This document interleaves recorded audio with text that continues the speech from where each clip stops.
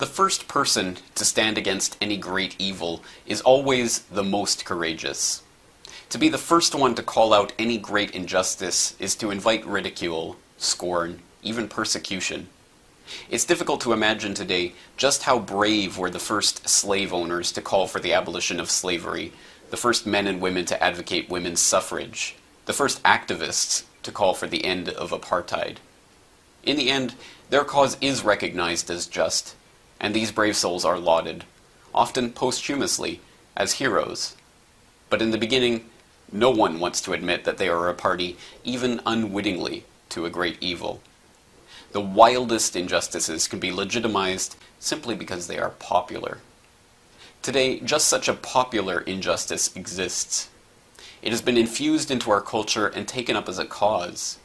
It is fervently believed in and advocated with great passion and force, and to speak out against it is to risk persecution and scorn. But speak out against it we must. The terrible injustice of our age has its roots in a most unlikely place, in the quaint villages and manicured gardens of the 19th century British gentry. Amongst that set lived one Francis Galton, a gentleman scientist who had investigated everything from meteorology to statistics.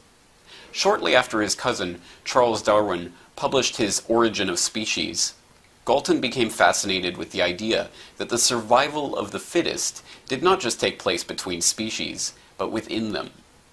This idea became a pseudoscience, a study of the presumed racial characteristics of this group or that group, with an aim to explaining why the various peoples of the world occupy the positions that they do.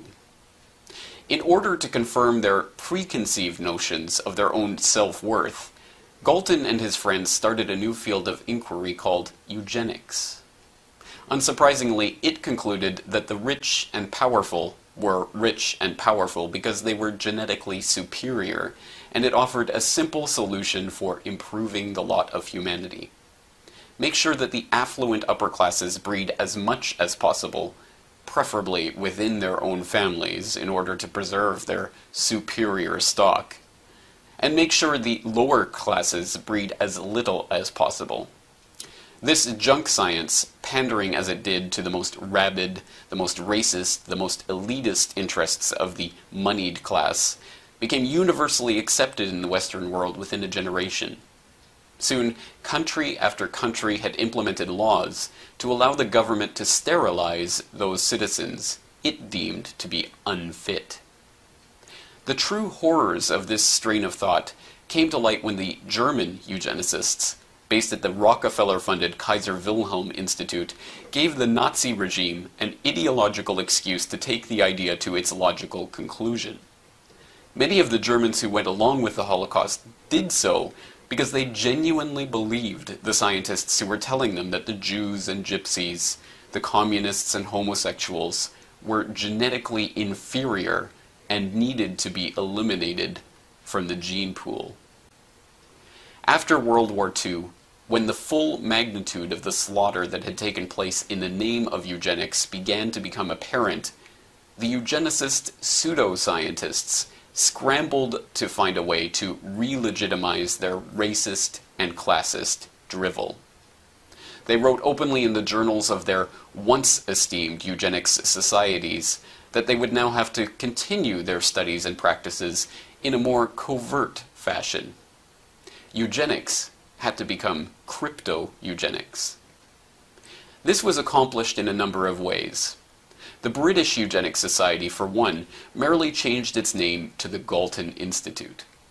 The American Eugenics Society morphed into the Population Council, a group set up by John D. Rockefeller III, where members continued to advocate the very same policies for reducing the population of third world countries as they always had, only now they did so in the name of fighting overpopulation rather than fighting bad genes.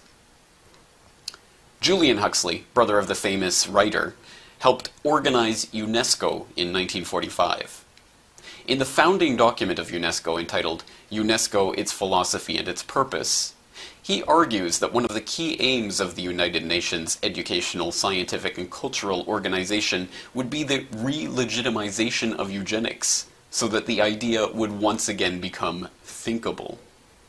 He also went on to co-found the World Wildlife Fund with Nazi SS officer Prince Bernhard of the Netherlands.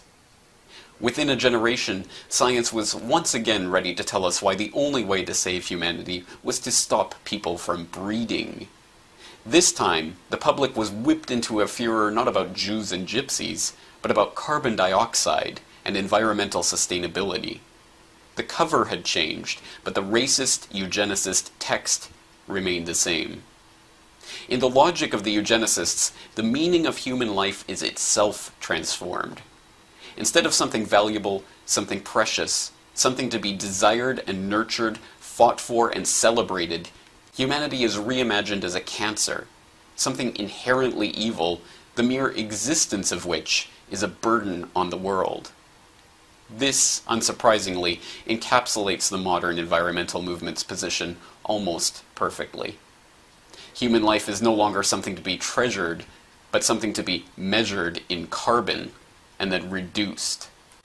In the man-made global warming myth, humans are merely an obstacle to the proper functioning of nature. In the eugenicist fantasy, the Earth is saved when people die. In both ideologies, if they really are separate, the ultimate genocide becomes thinkable. Now, the leaders of the world are meeting in Copenhagen to decide on the future of your world, of my world, of the world of our children and grandchildren. They are proposing a reorganization of the world's economy. Punishing austerity is being urged in all corners. Groups of population control eugenicists are now arguing for carbon offsets to be used to stop the developing world from having children. The choir of madness is growing by the day, and everything seems set to reach an intolerable crescendo. And then, in the darkest hour, just as it seems the eugenicists are about to take over, along comes an insider, a hero, at the University of East Anglia, to leak the emails and documents with which the entire man-made global warming myth is exposed and the carbon reduction agenda is delegitimized. It is not always popular to stand against a great injustice, but it is always right. For the Corbett Report, I am James Corbett in Western Japan.